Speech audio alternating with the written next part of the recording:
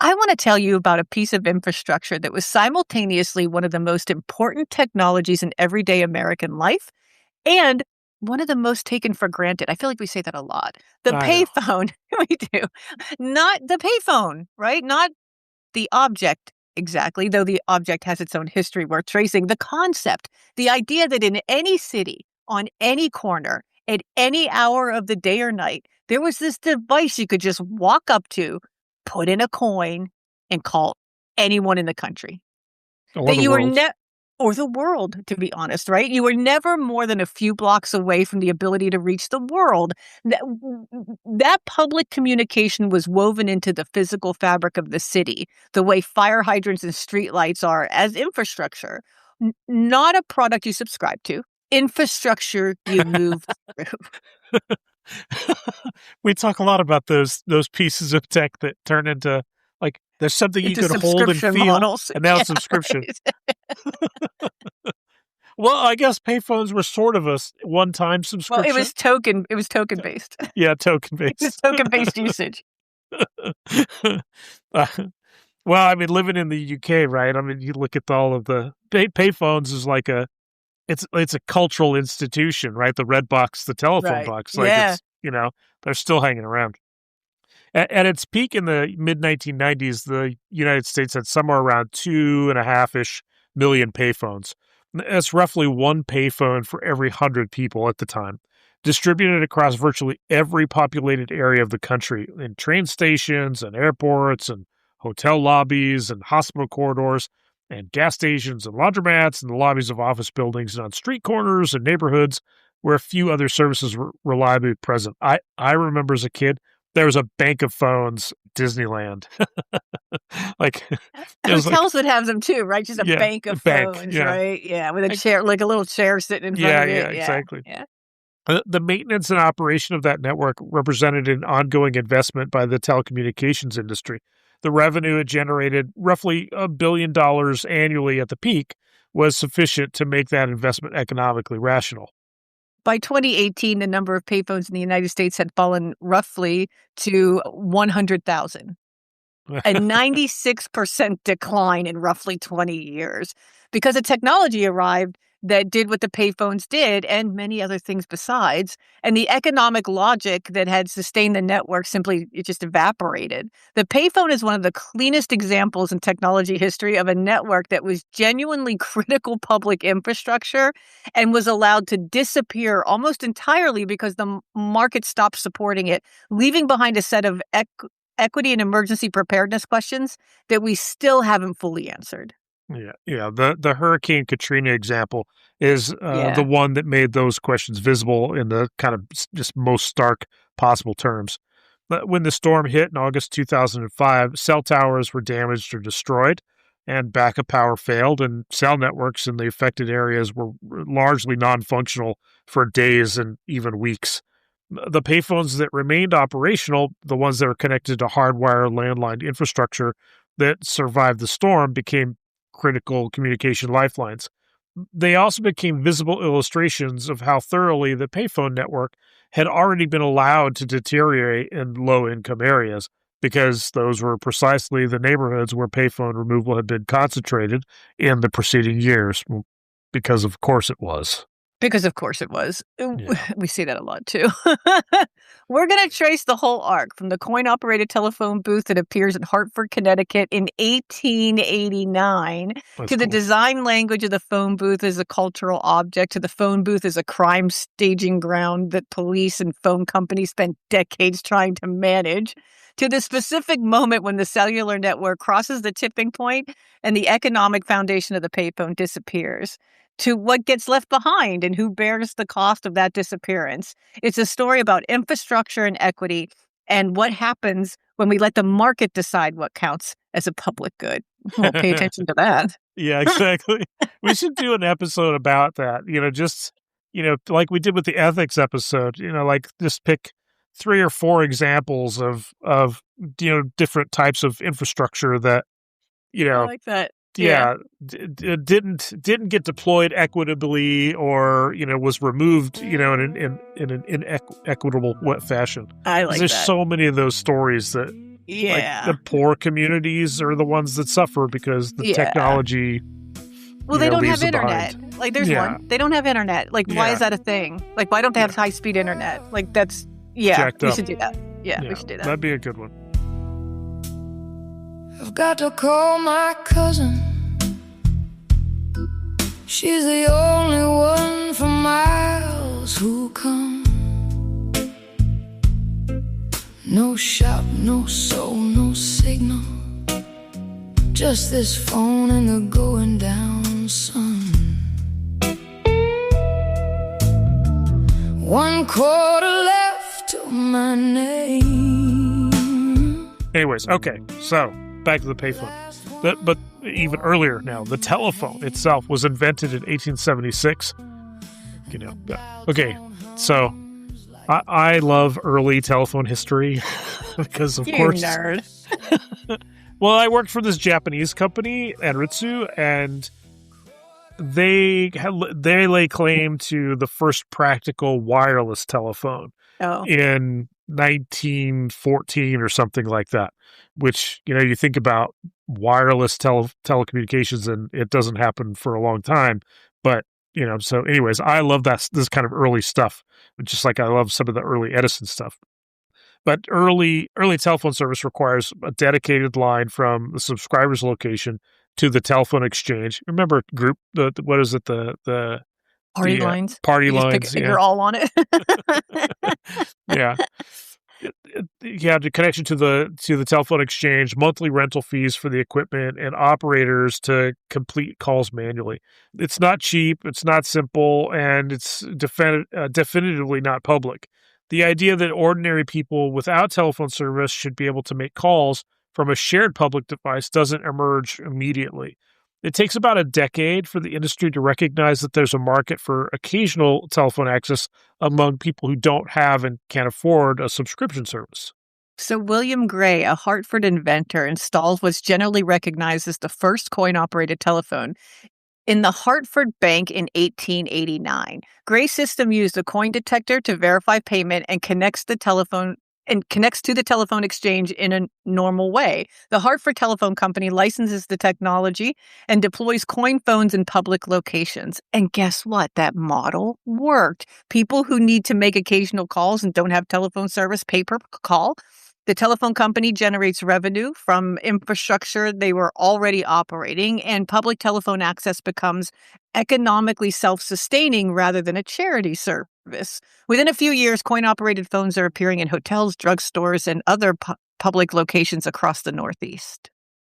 The telephone booth as a kind of an architectural form emerges in the 1890s and becomes standardized through the early 20th century. The booth serves a specific functional purpose: acoustic isolation. Early telephone transmission quality is poor enough that the background noise significantly degrades call quality, and a booth that physically separates the caller from ambient environment of a train station or a hotel lobby or whatever makes the call significantly more intelligible. You know what? I remember payphones, and they were always sounding crappy, even if, it didn't matter if you're in a booth or not.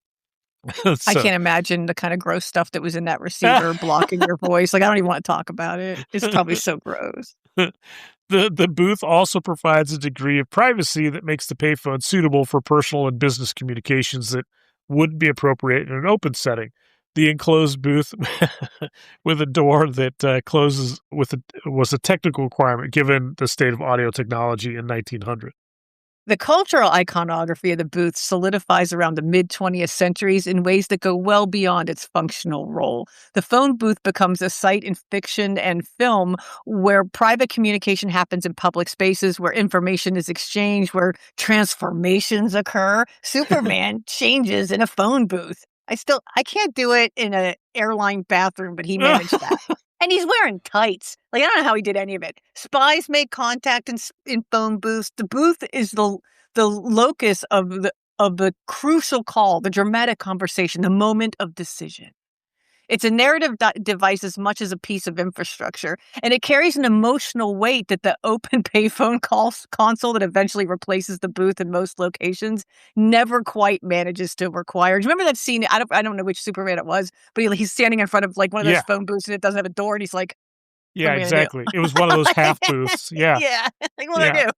yeah. And so doesn't he go and he spins around in the like Yeah, the yeah. Yeah, yeah. I think I don't remember if that was the first one, the Christopher Reeves, the first one or the second one, but yeah, I remember that. The transition from enclosed booth to open console happens in the 60s and 70s, driven primarily by maintenance costs and vandalism. Well, And in, think about this, though. How many like, college kids in the 1960s were trying to figure out how many kids they could fit in a phone booth? Do right, you remember that stuff? They would be like, 22. Like, how did you fit 22 people in something that was meant to fit one person on a phone? Like, they yeah. used to do that stuff all the time, right? So I could see why this became a problem for sure. Well, at one time we were in Edinburgh, I think, and Edinburgh could get kind of rowdy, with the lads and the the weekenders and stuff. And there was a bunch of college lads that they would decided that they were going to climb on top of one of these enclosed booths because in the UK you still have a lot of enclosed booths, Mhm. and they got on top of it and they were like. I don't know what they were trying to do, but they literally climbed on top of the thing and were trying to do something, and it looked like it was going to tip. So, yeah, yeah, Yeah, see, they rowdy. go through a lot of abuse. And Yeah. who wants to abuse that stupid open form one? Nobody. It's just dumb. An enclosed booth is a controlled space that people can occupy for extended periods. But yeah, people, yeah, I guess. Person, sure. People, I Yeah, don't know. yeah, okay. Yeah. And it turns out that people do occupy them for extended periods, not always for telephone calls. Vandalism, impromptu shelter use, and various illicit activities in enclosed Ew. booths create maintenance burdens and liability concerns that the open console eliminates by removing the enclosure entirely. The acoustic quality suffers. The noise hoods on open consoles are far less effective from an enclosed booth than an enclosed booth, but the maintenance savings justify the trade off. The iconic phone booth gives way to the utilitarian pole mounted console, and something is lost that people don't fully acknowledge until much later. The 10-cent local call is worth thinking about as an economic and social fact because for most of the 20th century, a dime could connect you to anyone in your city. 10 cents, one dime. The coin that lived in everyone's pocket, the coin small enough to forget about until you needed it. The payphone democratized urban communication at a price point so low that it was accessible to virtually anyone who could reach one, a child who needed to call home. Well, that's not how we used to call home from a payphone, but Yeah. I could see how you would. A worker without an office phone, someone far from their neighborhood who needed to check in. A 10-cent call was infrastructure priced as a public utility, not as a market rate service. And that pricing reflected a policy judgment about what communication access meant in a functioning urban society. Yeah. Yeah. So I don't remember it being a dime. That was, Oh, I do remember a dime, but then when it went to a quarter, right? yeah, And yeah, then that was, like, beyond the pale, and that's when we started doing stuff like calling home and, like, giving yeah, code names, like call collect and then give him a code name. My brother would do he would yeah, be yeah, downtown, and he yeah. would call and be like, "Hey, this is a collect call from Dawntown," and like, "Bill's downtown," and you just hang up. We talked about that in some other episode. I don't remember which one that was. That the Phone Freak episode? I Oh, it don't might remember. be, yeah, it's how we Might have used to been. make Yeah, free calls, yeah. yeah. And I think where I was at Pac Bell, it was like 20 cents, which is like okay, sure, two dimes, but you know, I don't know, a quarter. At that point in time, when I was a kid, you're more likely to run a quarter, and Right. so a quarter became the I default. remember a dime, though, I'm not that much older than you. I remember Yeah. that. Well, Yeah. East Coast, here when I was in the West Coast, Pac Bell, owned those phones, and yeah, And gouging they were every cent. criminals. Yeah, Yeah. alright, fair enough. The I worked for Ma payphones, Bell. Yeah, we yeah, had Bell we had Bell Atlantic, right? Or, yeah. yeah. Yeah, alright. Okay, go You ahead. know what? That would be. I mean, it's not specifically a tech episode, but like the history of tea, classic tea. The bells, the bell system, all that. Well, That'd I be. mean, it is, right? It's Lucent Technologies, it's Yeah, yeah, Quest. I mean, it really is a lot. They had their own the Bells had their own labs. I mean, yeah, that yeah, is a whole technology conversation to have. yeah, yeah. It really was pretty amazing time to really, Yeah, disrupt. I did some stuff for AT&T, and it was funny the way that they referenced the legacy of the business, and because the stock ticker is just the T, for telephone, Right. and And so when you talk to them, it would be classic tea, versus Oh, just tea. I And, see. it's really interesting, and they would refer So to they've given up on circuit switching and even recognizing it all. They're just like, "We're data. Like, we're packet Yeah, switching. We don't yeah, circuit switch a damn thing anymore." Like, "Yeah, all yeah, right, yeah. fair enough." Yeah. The payphone's public accessibility is also from, perspective of law enforcement and telephone company security, kind of a central problem. A call made from a payphone is difficult to trace because the call originates from a known public location rather than a subscriber account. This makes payphones attractive for communications that benefit from anonymity, illegal activity of various kinds, but also legitimate communications where privacy is the concern. The distinction between these uses is not visible to the network infrastructure. The payphone doesn't know why you're calling.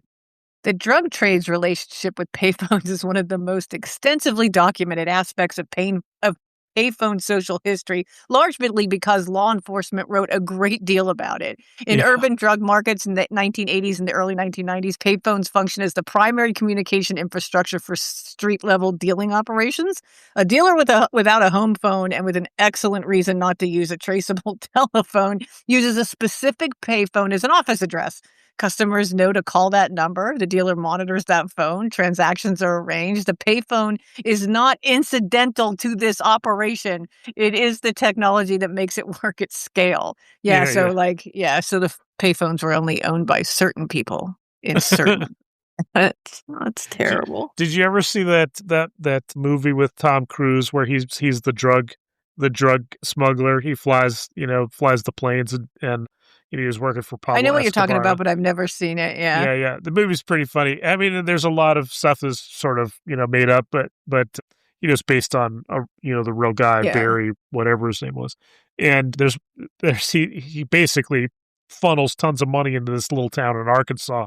But I remember this one scene where there's literally a line of payphones on the wall of this just an alley in this little town. And you're like, why are there so many payphones in a small town in That's his Arkansas? office. Yeah, that's It's exactly his it. call center. Yeah, and he had like a bag of change, and that's what he was doing and he was just going phone to phone. Yeah. The response from telephone companies and municipalities is, instructive as a case study in targeted infrastructure degradation. Payphones in areas identified by police as drug market locations are subject to restriction programs. Incoming calls are blocked, service hours are limited, and phones are physically removed. Have you ever seen the pictures when they remove them? They like literally just take the thing. There's like some dangling wires. Yeah, there's cables hanging there, and there's, like, the paint. They didn't paint they painted Yeah, around exactly. it. Yeah, Yeah.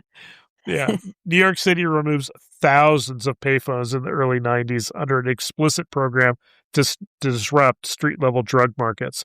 The logic is that removing the communication infrastructure disrupts the market. Yes, sort of. The collateral effect is that all the other users of those payphones, residents, without home phones, people in emergencies, workers, children, they lose their access to public communication infrastructure. The drug market adaptation, finding alternative communication methods, happens faster than the collateral damage is actually acknowledged. Yeah, like, you can't get a pager. The I blue know. bo the blue I always think, like, what did the mafia do then? Like, they were the ones who were using them. I mean, watch Goodfellas. Big Paulie never, ever, ever talked on anything other than a payphone, and the Yeah, first time that what's his name? Henry Hill does it, they all yeah. get busted, so, dummies. Or The they blue just bo or they call the bar, that's owned by the mob anyways, Right, and then they talk right. in code, or whatever, Yeah. so, yeah. Yeah, the blue box is the other side of the payphone security history, and it represents a completely different kind of threat model. This is the one we've talked about this Yeah, we before, talked about this actually. already, yeah. Phone phreaking. It was Steve Wozniak and Steve Jobs. You know them. Famously build and sell blue boxes as college entrepreneurial activity. It was their side hustle in the early 1970s. A blue box is a device that generates a specific audio tone that AT&T's long distance switching network uses to route calls. So it allows the user to make free long distance calls by manipulating the switching system directly. So boop, oh, I have a long distance line. Okay. Well, it was a certain kind of boop that meant it didn't have to bill. Like who? There you go. Okay. The vulnerability it exploits is that AT&T's network uses in-band signaling, which means the control tones travel on the same audio channel as the voice call, which means anyone who can generate the right tones can control the switching network. Yeah. The Captain Crunch, the whistle. There you go. The phone freaking community that develops around blue boxes and related techniques in the 60s and 70s is historically one of the direct ancestors of the hacker culture that produces personal computing and the early internet. The same curiosity about how systems work, the same interest in finding the gap between the system's intended behavior and its actual behavior, the same culture of sharing techniques and competing for status through technical achievement runs through both of them. Wozniak has said that without the blue box, there would have been no Apple computer because building the blue box taught him that you could build sophisticated electronics cheaply and sell them to people who wanted capabilities the establishment wasn't providing. The payphone is where the personal computer industry, the industry's founding mythology, actually begins. AT&T eventually moves to out-of-band signaling because why should they not make money? Separating the control channel from the voice channel, which eliminates the blue box vulnerability. The transition is expensive and it takes years, but the security improvement is complete. Once the control tones are on a separate channel the user can't access, the attack surface disappears. This is a pattern that recurs throughout telecommunications security history of vulnerabilities discovered, exploited extensively, eventually addressed through an architectural change that removes the vulnerability rather than trying to block specific exploits. The blue box era ends not because blue box users are caught and prosecuted, because I guess we didn't do that in the 70s. If only that was still true. But because the network was redesigned around them. You know what? Maybe in the end, that was how it had to go. I mean, this was hardwired crap. I mean, what were you really going to do? I mean, circuit switching was hardwired. Even into your house, it was hardwired. So I could see why you would have to hardwire a solution for that, and you would just wait for a network upgrade, right? Yeah. I mean, it's definitely.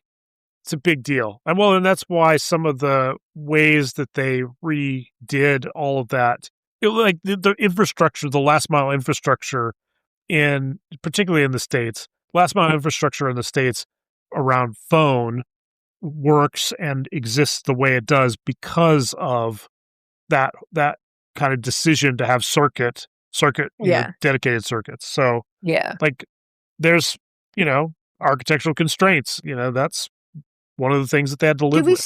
We still live with it. Your data center's home run is to one central office. It's like nothing's really changed in that regard. I know once we get there, the way we switch telephone stuff, the way we switch now is software based, like multiplexers, right? Yeah, right. The MUP.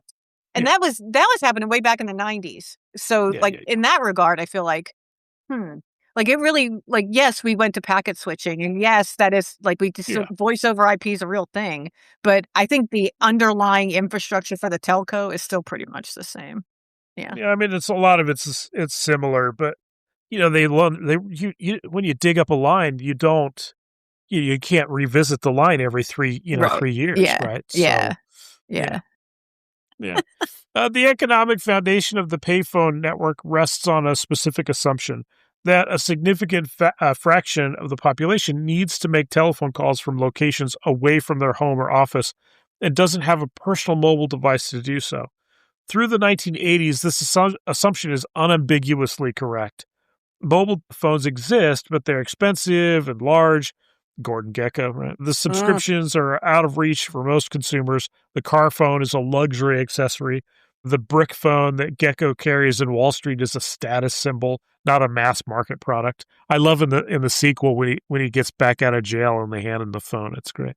The payphone network serves a large and economically diverse population. The price of mobile handsets falls through the late 1980s and 1990s at a rate that mirrors the trajectory of computing hardware, roughly halving every few years as manufacturing scales and component costs drop. The subscriber base grows correspondingly. By the mid-1990s, mobile phones are mass-market consumer products rather than executive accessories, and the payphone industry is watching its addressable market shrink. The crossover point where mobile phone penetration becomes high enough that the majority of people who would use a payphone have an alternate arrives around 2000, and the revenue decline that follows is steep and completely irreversible. Yeah, I don't see anybody flushing their cell phone to run to a payphone. No, not usually, yeah. The payphones industry revenue per unit falls through the 90s for reasons beyond simple mobile competition. The flat rate mobile calling plan. Early mobile plans charged per minute, which meant that a payphone at a dime per call was still economically competitive for short local calls. The shift to unlimited calling plans, which rolls out through the late 90s and early 2000s, eliminates the per call cost comparison entirely. Once your mobile plan includes unlimited calls, the marginal cost of any additional call from your mobile phone is zero. The payphone charges a quarter, then 50 cents, then a dollar as operators try to maintain revenue on declining volume. And the economics just become, untenable. We used to pay for texting. Do you remember that? We used to pay for we used to have to pay for everything. And then eventually it was like your minutes are free after 6 p.m. And then that went away. And it was like, you're flat billed for your minutes. And then it was like, oh, and then everybody was like, come join us. We'll give you free texting. And then there were these savants that could text you whole paragraphs from from that keypad. The T9. Yeah. Yeah. I still don't. No. That's I was never good at that. You would get all kinds of crazy stuff from me because I couldn't do it. The BlackBerry saved me in the long run. My favorite, not my favorite, but one of my favorite gangster movies is The Departed. I actually like the Asian version better than The Departed, but anyways, and DiCaprio has to reach into his pocket at one point, and he's trying to text, and he's got just a whatever, the keypad, not an actual keyboard. And, and I'm thinking, and he's not looking at the stupid phone. He's literally, texting blind. I'm thinking, whatever. Good luck, man. That's, There were people that good. They have these type of competitions. There were people that I don't understand it. They were really good at it. I don't get it. Anyway, the Telecommunications Act of 1996 deregulates payphone service in a way that accelerates the decline. Before deregulation, payphones are regulated as a utility service with obligations to serve and pricing controls that reflect their public infrastructure role. This is why people don't want their applications or their services to become part of the public infrastructure, because as soon as you do, welcome to the Public Utility Commission, where we now run your life, right?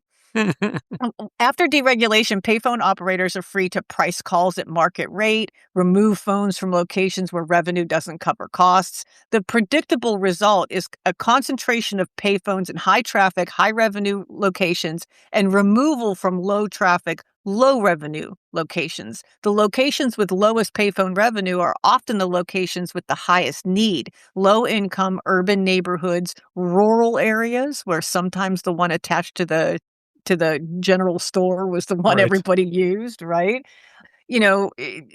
Communities with low mobile phone penetration, these were all the people that were using the payphones, and they were about to lose them. Well, okay, so think about that last bit right there, low mobile phone penetration. That used to be a thing. It's still a thing.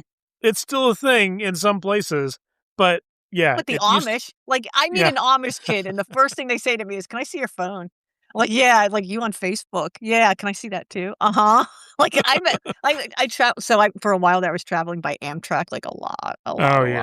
And you meet a lot of Amish people on the Amtrak train. On the train. And I try to eat with them as much as I can because I think they're the most lovely people. And but I was sitting at a table with a bunch of teenagers, and they're and I'm telling them the story about how Magnum PI stole all the water from the city of Fresno. And I realized I had to give them all the context. Okay, so Magnum PI, that he's an actor who was in this show in the early 80s and women loved him. He could do no wrong. He sells reverse mortgages now. Don't even ask. And then I go through the whole thing, right? And I get to the end and I'm and then he stole all the water from Fresno. And they're oh! And I'm good for you, because I had to explain all of it. But I swear to you, the first thing they say is, you got a new iPhone. I do. Can I see it? Yeah. It's because it's so taboo for them. They don't have them. Yeah. So there are, yes, of course, there are people who don't have phones. I wish I was one of them. That's a thing. If you don't have a place that has, cell reception, even at my house today, I live kind of out in the sticks, and mobile phone penetration is not great. I'm not going to go and mount a payphone, off the side of my, right? That's what I got, broadband for. But that was a thing, right? You're talking about post 1996 and deregulation. The geographic distribution of payphone removal is documented in research that finds a consistent pattern. Payphones are removed disproportionately from low-income neighborhoods and communities of color in precisely the locations where residents are most likely to lack a mobile phone service and most dependent on public communication infrastructure. The deregulation framework treats payphones as a private business rather than a public utility, and private businesses make rational location decisions based on revenue, which produces an outcome that systematically disadvantages the communities already most underserved by telecommunication infrastructure. The market failure is predictable from the framework, and in this case, the framework was chosen anyway. So in August 29th, 2005, Hurricane Katrina makes landfall. The cellular network in the Gulf Coast region which already had been degrading in reliability over the previous decade as the payphone network contracted and carriers positioned mobile as the replacement for public communication. It all failed. Cell towers were destroyed or damaged. Backup generators ran out of fuel. Network congestion from simultaneous call attempts overwhelmed the remaining capacity. That happens here during Coachella, by the way. You cannot get a phone call out because every ridiculous influencer is trying to send stuff through network, photos of themselves. For the people trapped in New Orleans and the surrounding region, the failure of the cellular network is not just an inconvenience. It's a life safety crisis.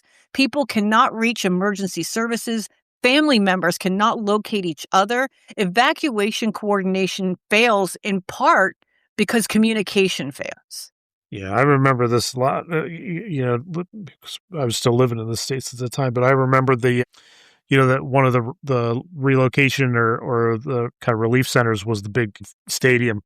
And, so you get that many people there and no calls can happen because it's totally jammed.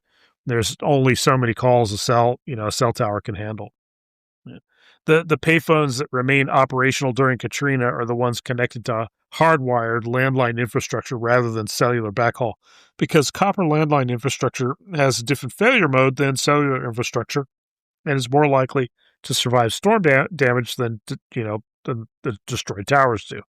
The FCC post-Katrina reports document that functioning payphones became critical communication nodes with lines of people waiting to use them. The reports also document that payphone availability in the affected areas has declined significantly in the preceding years, and that the areas with the lowest payphone availability in the areas with the poorest pre-existing cellular coverage, meaning some of the communities have lost both the old infrastructure and have inadequate new infrastructure to replace it. I'm just sitting here thinking, in an earthquake, that's probably all of us, right? And if there's no plan B, and I can't tell, I haven't seen a payphone anywhere in my town. I haven't seen, I'm going to start looking for them now. I haven't seen one. That's crazy. I'm a little worried now. The after-action analysis of Katrina produces a set of recommendations about communications infrastructure resilience that include attention to the payphone network, but economic dynamics that drove the decline don't change. The FCC has universal service obligations that theoretically require telecommunication carriers to maintain service in underserved areas. And there are programs that subsidize telephone service for low-income customers. But the payphone specifically, as a form of public access infrastructure rather than a subscription service, falls into a regulatory gap. No one is clearly responsible for ensuring that public communication access exists in a physical location when the market has determined it is not profitable to provide it. So the hell with you and your earthquake. We don't make money, so good luck. Yeah. It's kind of messed up, right? You'd think communication of some form or another is a basic service in the public sphere. You have a heart attack on the street. I can't find the nearest payphone and call 911, right? I can't do that. Yeah. I don't know. Yeah. It's a tough one there. The New York City Link NYC program, launched in 2016, represents one approach to the successor infrastructure question. The program replaces decommissioned payphone kiosks with communications kiosks that provide free Wi-Fi, free domestic phone calls via digital interface, device charging, and a tablet interface for city services. The kiosks are funded through advertising revenue, primarily digital advertising displayed on the kiosk screens. By 2020, New York has installed over 1,800 Link NYC kiosks, making it the largest free public Wi-Fi network in the world. Free public Wi-Fi. The security alerts are going off in my head. Let's go hack it. Right. The program demonstrates that public communication infrastructure can be financially self-sustaining in high-traffic urban locations through advertising subsidy. The Link NYC model has obvious limitation that its architects acknowledge. It works in New York because New York has sufficient foot traffic and advertising value to make the advertising subsidy model work. It doesn't obviously transfer to lower density urban areas. Like, you wouldn't put it here. Rural areas or the specific locations outside hospitals in low income neighborhoods, at rural crossroads where public communication access has historically been most important and advertising revenue is the least valuable. I mean, like, you're standing at the crossroads of two dirt roads and there's a phone. Like, are you really going to run ads there? Well, a tablet yeah, come to Pete's. Like, it's 22 miles away. Look for it on the left. Like, come on. The program solves the problem for locations that are already reasonably well served and provides a partial answer for the locations that need it the most. Yeah. The legal obligation to maintain payphones persists in a diminished form in some jurisdictions.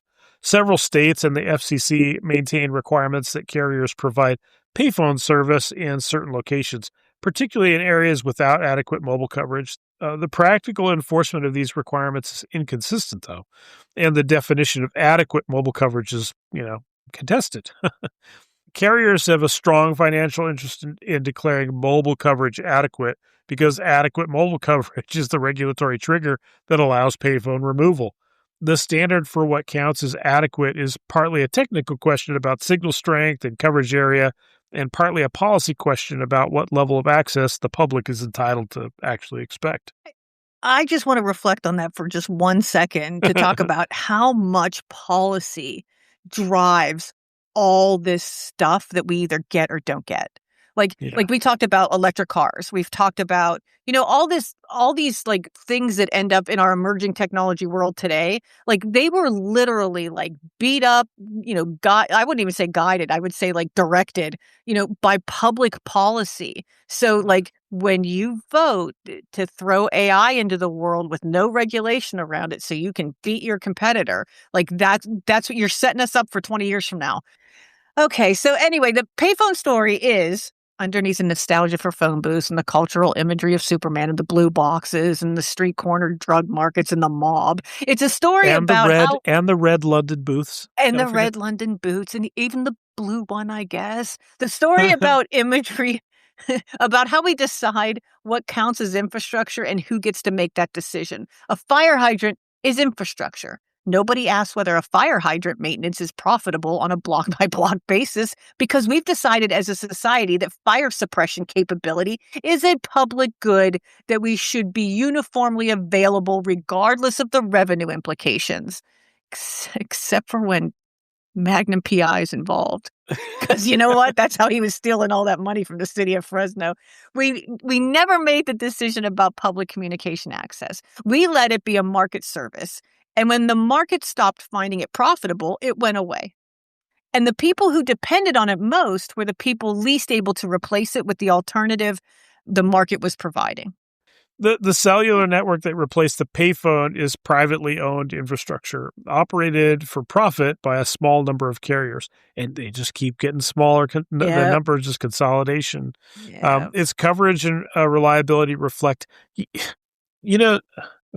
I won't go off on the Here's what I think about that. Like that constant compression of a market. Like, eventually it's like the Big Bang, right? Like, it's like a black hole. It's going to suck in all the competitors. It gets down to like this super dense thing, and then it just explodes again. And that's deregulation, or that's all the market forces saying you're not allowed to be a monopoly anymore. And then it becomes 100 different things again. And now the market's wide open, and we get. I mean, T-Mobile is why there was monthly, billing that was predictable in mobile phones. It was because Right. that was broken up and said you're not competitive enough. Like you got to introduce more people into the market. So it'll eventually we'll have more than one TV channel. I promise. Eventually, we'll be that way.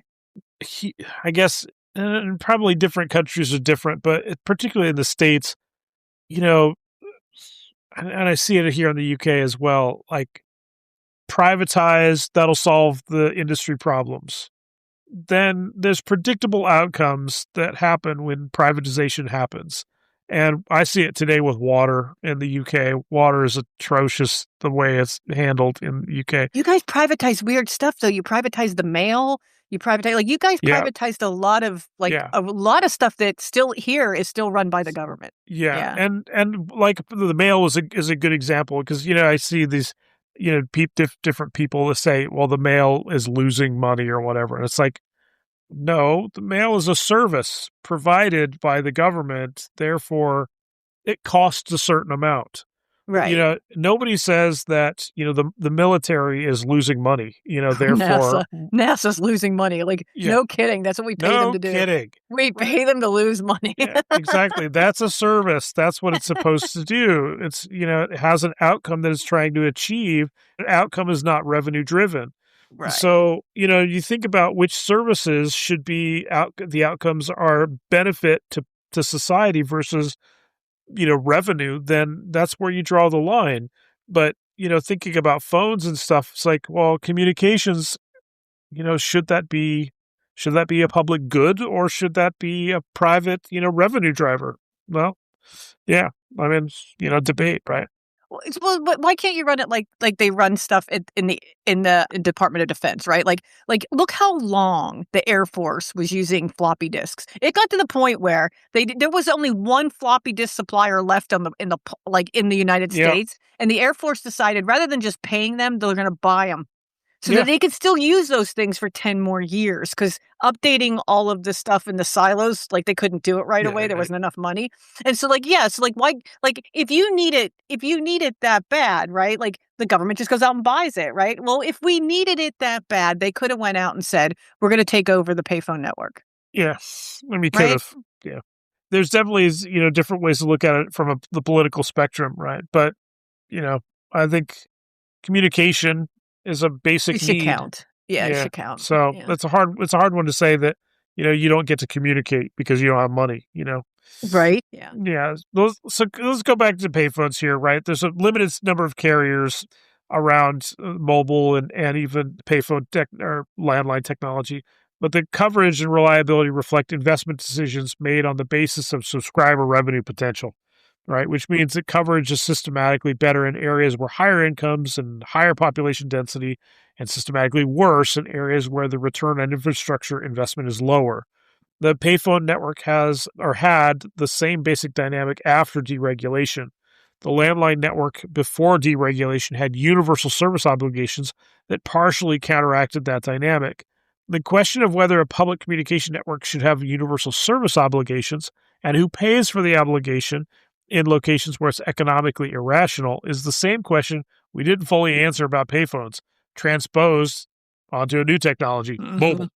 Yeah. I think about the payphone as a piece of furniture in the city, like a bench or a water fountain or a trash can, something that assumed you were a person moving through an urban space with needs that the city should accommodate.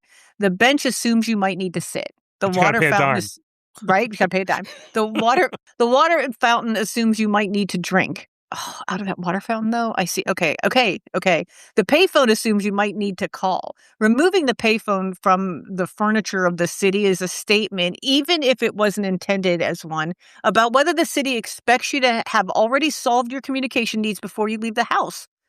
The people who had solved them didn't notice the payphone going away. The people who hadn't were left standing on an empty corner, unable to make a doctor's appointment. That's terrible. That is terrible. In 2022, New York City removes the last standalone payphone. I know. I would have gone there to watch that. Yeah. There's still lots of payphones in London.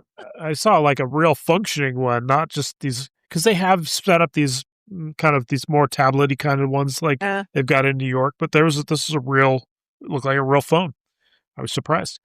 But yeah, that was the last one in 2022.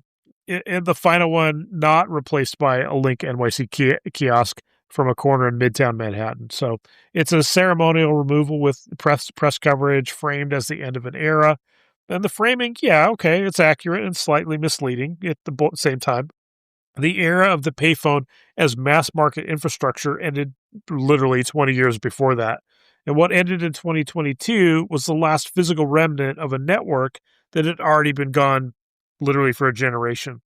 The era it's actually the end of is, it's harder to name. The era when you could assume that a stranger in a city had access to a telephone. All right, so if you ever needed to make a call from a payphone in an emergency and found one that worked, you experienced the payphone network performing exactly the function it was designed to perform, and you probably remember it. If you have a specific memory of a phone booth, the smell of it, the way to the door, I could never I have problems with airplane doors too. The particular acoustics of being enclosed in a glass box in a loud train station, that memory is preserving something the built environment no longer contains, and it's worth keeping. Yeah. And if you were a phone freak and you built a blue box and you would like to be on the podcast to talk about it, let us know. We're generally interested. And the statute of limitations has definitely run out. Yeah, no one can arrest you for that now. Well, unless you... I would love it. Yeah. I would love it. This is Nostalgic Nerds, where the infrastructure that used to be on every corner turns out to have carried more than phone calls. Thanks for tuning in. Subscribe, follow, hit the subscribe button. Share this with someone who still knows what a dial tone sounds like and why it mattered that you could always find one. We'll be back next week. Thanks, Mark. Thank you. I've got to call my cousin. She's the only one for miles who come. No shout, no soul, no signal. Just this phone and the going down sun. 1/4 left to my name. Last one warm in my hand. And the dial tone hums like a promise, like it finally understands. 1/4 in, 1/4 out. It will not hold the line. I just need to call my Susan one more time.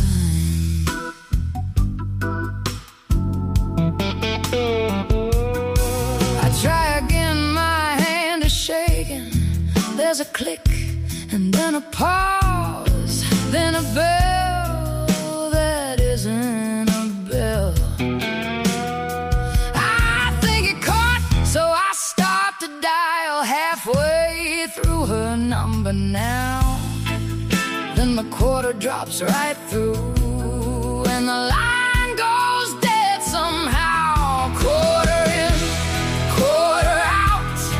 It will not hold the line. I just need to call my Susan one more time.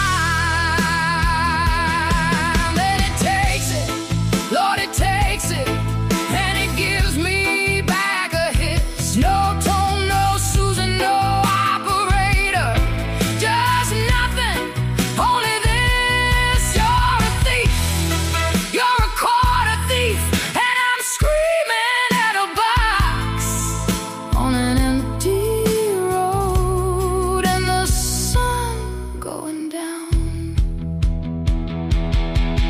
and the cloud breaks, and the cars roll back, and the people on the corner stare at a grown adult in a standoff with a phone that doesn't care.